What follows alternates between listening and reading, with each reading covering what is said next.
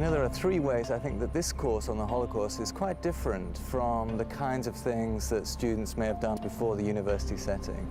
The first is that I draw on recent research, new research, some of my own, some that's just coming out in articles of others, and that research is often challenging a lot of the assumptions that we have about the Holocaust. For example, it's really only now, or in the last few years, that we've understood the depth of collaboration beyond Germany in making the Holocaust happen.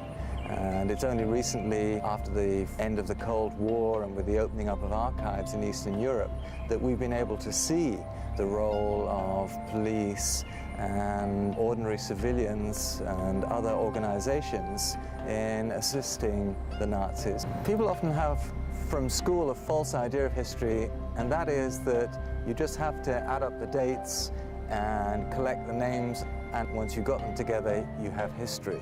But history is actually quite a contentious subject. Historians disagree. It's up to us to knit together the story. The past doesn't tell its own story. We have to try and interpret it.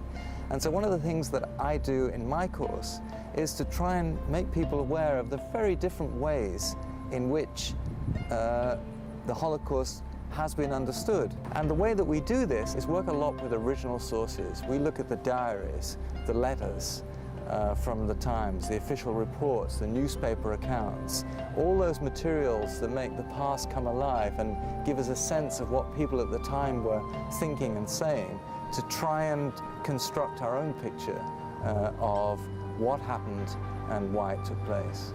There's millions of facts out there. You have to choose the ones that you think are significant. You have to make your story. There's something out there called the past, which we'll never fully know. And when we write history, we have to write our own story.